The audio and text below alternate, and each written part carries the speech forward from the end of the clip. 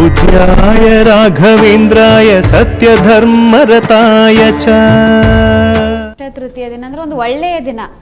ಈ ಒಳ್ಳೆಯ ದಿನ ಅಂದ್ರೆ ಕೆಲವೊಬ್ಬರು ಒಂದು ಕೆಟ್ಟ ಚಟಗಳಿಗೆ ಬಲಿಯಾಗಿರ್ತಾರೆ. ಅವರು ಕೂಡ ಇವತ್ತಿನ ದಿನ ಎಲ್ಲವನ್ನ ಮರೆತು ಇವತ್ತಿನ ದಿನ ಹೊಸ ಜೀವನವನ್ನ ಆರಂಭ ಮಾಡಬೇಕು. ಸೊ ಇವಾಗ ಮನೆಯಲ್ಲಿ ತಾಯಿ ತಂದೆಗೆ ಅಂದ್ರೆ ಕುಡಿದು ಬಂದು ಅಂದ್ರೆ ಎಂತ ಹಬ್ಬ ಇರ್ಲಿ ಹರಿದಿನ ಏನೇ ಇರ್ಲಿ ಒಂದು ವಿಶೇಷ ದಿನ ಆದ್ರೂ ಕೂಡ ಕೆಲವೊಂದು ಮನೆಗಳಲ್ಲಿ ಗಲಾಟೆ ನಡೀತಾನೆ ಇರುತ್ತೆ. ಅದು ನಿಲ್ಲೋದೇ ಇಲ್ಲ.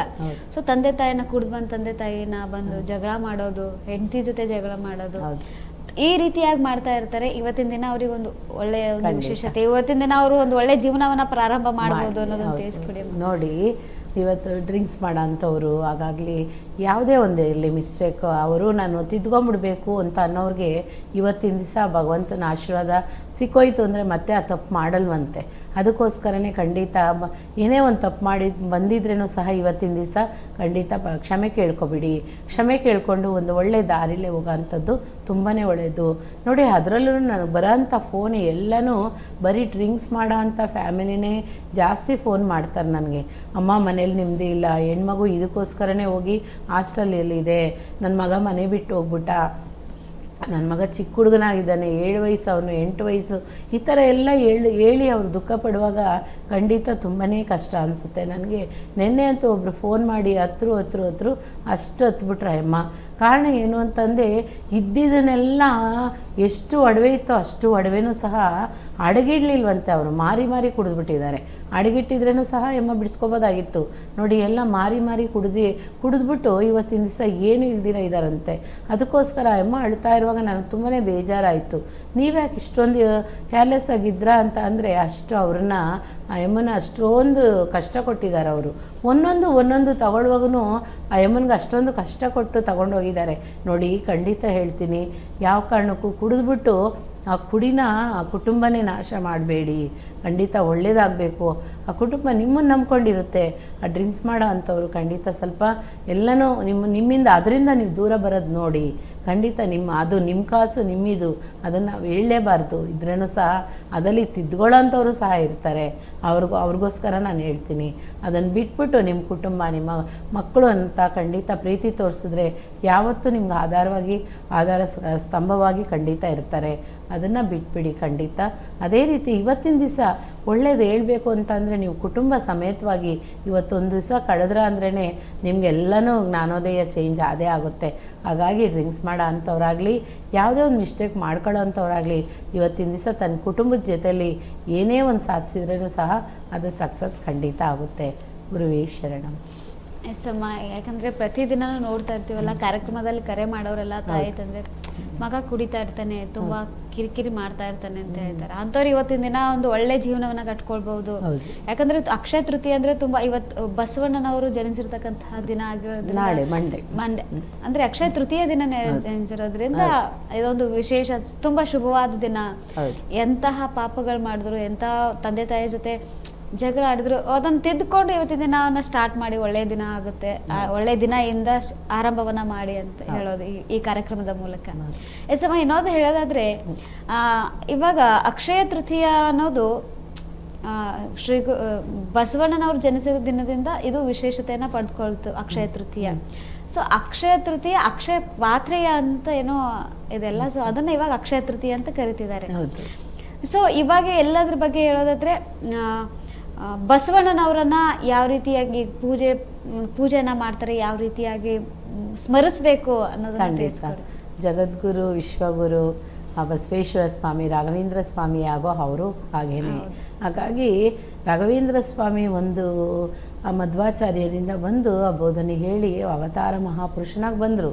ನಮ್ಮ ಬಸವೇಶ್ವರ ಸ್ವಾಮಿನೂ ಜಗದ್ಗುರು, ಅವರು ವಿಶ್ವಗುರು.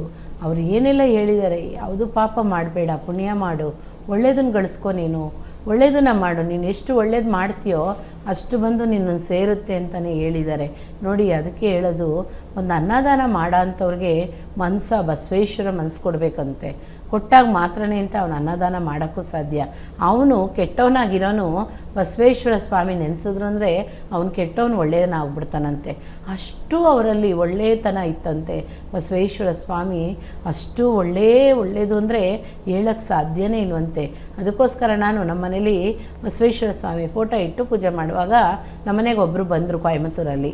ಅವ್ರು ಕೇಳಿದ್ರು, ಏನಮ್ಮ ಇವರು ವಿಶ್ವಗುರುನೇ ಇಟ್ಬಿಟ್ಟಿದ್ದೀರಾ, ಯಾವಾಗ ನೋಡಿದ್ರೂ ಪೂಜೆ ಮಾಡಿಕೊಂಡೇ ಇರ್ತೀರಾ ಇವ್ರಿಗೆ ಅಂತ ಅಂದರು. ಹೌದು, ನಮಗೆ ಇಷ್ಟ, ನಾವು ಪೂಜೆ ಮಾಡ್ತಾಯಿದ್ದೀವಿ, ನಮ್ಮ ಕುಲಗುರು ಐತೆ ಅಂತ ನಾನು ಅಂದಾಗ, ಹೌದಾ, ಓಕೆ ಓಕೆ, ನೀವು ಕೆಳಗಡೆ ಇಟ್ಟಿದ್ದೀರಾ, ಇದನ್ನೇ ಮೇಲೆ ಇಡಿ ಸ್ವಲ್ಪ ಅಂದರು. ಯಾಕೆಂದರೆ ನಾವು ಸ್ವಾಮಿ ರೂಮಲ್ಲಿ ಎಷ್ಟು ಜಾಗ ಇದೆಯೋ ಅದಕ್ಕೆ ಅಡ್ಜಸ್ಟ್ ಆಗೋ ಥರನೇ ನಾವು ಫೋಟೋ ಇಟ್ಕೊಳ್ಳೋಕ್ಕಾಗೋದು. ಹಾಗಾಗಿ ಅವ್ರು ಹೇಳಿದ್ರು, ಅವ್ರು ಎಲ್ಲಿದ್ರೇನು ಅವರು ಜಗದ್ಗುರು ವಿಶ್ವಗುರು ಅವರು ನಮ್ಮ ಮನಸ್ಸಲ್ಲಿ ಯಾವಾಗಲೂ ಇದ್ದಾರೆ. ಲಾಸ್ಟಲ್ಲಿ ನೋಡಿ ಅವ್ರಿಗೆ ಭಕ್ತನೇ ಆಗ್ಬಿಟ್ರು ಅವರು. ನೋಡಿ ಅದಕ್ಕೆ ಹೇಳೋದು, ಆ ಭಗವಂತ ನೆನೆಸಿದ್ರೆ ಒಂದು ಕ್ಷಣದಲ್ಲಿ ಲಕ್ಷಾಧಿಪತಿ ಭಿಕ್ಷಾಧಿಪತಿ ಆಗೋಗ್ತಾನಂತೆ, ಭಿಕ್ಷಾಧಿಪತಿ ಲಕ್ಷಾಧಿಪತಿನೂ ಆಗೋಗ್ತಾನಂತೆ. ಅದು ಇವತ್ತಿನ ದಿವಸ ಅಕ್ಷಯ ತೃತೀಯ ದಿವಸ ಅದು ನಡೆಯುತ್ತೆ ಖಂಡಿತ. ಯಾಕೆ ಅಂತಂದರೆ ಜ್ಞಾನ ಇಲ್ದವನಿಗೂ ಸಹ ಆ ಬಸವೇಶ್ವರ ಸ್ವಾಮಿ ಜ್ಞಾನ ಕೊಟ್ಬಿಡ್ತಾರಂತೆ.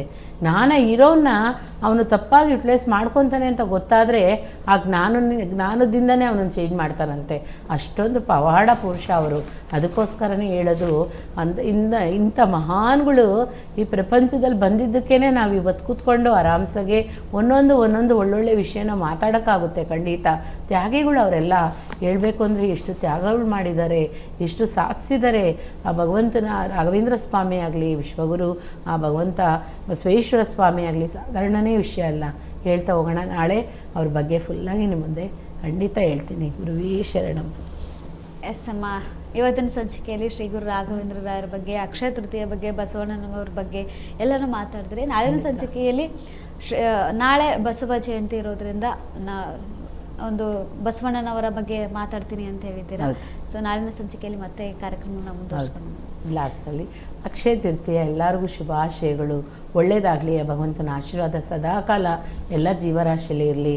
ಅನ್ನ ಕೊರತೆ ಇಲ್ದಂಗೆ ಖಂಡಿತ ನಿಮ್ಮ ಕಣ್ಮುಂದೆ ಯಾರಾದರೂ ಒಂದು ವಯಸ್ಸಾಗಿರೋರಾಗಲಿ, ಒಂದು ಚಿಕ್ಕ ಮಕ್ಕಳೇ ಆಗಲಿ ಬಂದು ಅನ್ನ ಅಂತ ಕೇಳಿದಾಗ ಖಂಡಿತ ಇಲ್ಲ ಅಂತ ಹೇಳಬೇಡಿ. ನಿಮ್ಮಿಂದ ಆಗಿದ್ದಂಥ ದಾನ ಖಂಡಿತ ಮಾಡಿ. ಒಳ್ಳೆಯದಾಗಲಿ.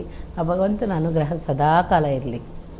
ಎಸ್, ನೋಡಿದ್ರಲ್ಲ ವೀಕ್ಷಕರೇ, ಇವತ್ತು ಅಕ್ಷಯ ತೃತೀಯ ಇರೋದ್ರಿಂದ ಇವತ್ತು ಅಕ್ಷಯ ತೃತೀಯ ಬಗ್ಗೆ ವಿಶೇಷತೆ ಏನು, ಅಕ್ಷಯ ತೃತೀಯ ಅಂದರೆ ಏನು, ಅಕ್ಷಯ ತೃತೀಯ ದಿನ ಬಂಗಾರವನ್ನು ಯಾಕೆ ತಗೋಬೇಕು, ಹಾಗೂ ಇವತ್ತಿನ ದಿನ ಶ್ರೀ ಗುರು ರಾಘವೇಂದ್ರ ರಾಯರಿಗೆ ಯಾವ ರೀತಿಯಾಗಿ ಪೂಜೆ ಸಲ್ಲಿಸ್ತಾ ಇರ್ತಾರೆ ಮಂತ್ರಾಲಯದಲ್ಲಿ ಅನ್ನೋದನ್ನು ಇವತ್ತು ಗುರುಮಾತಾ ಅವರು ತಿಳಿಸ್ಕೊಟ್ಟಿದ್ದಾರೆ.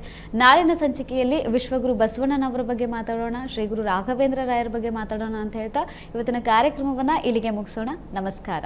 पूज्याय राघवेन्द्राय सत्यधर्मरताय च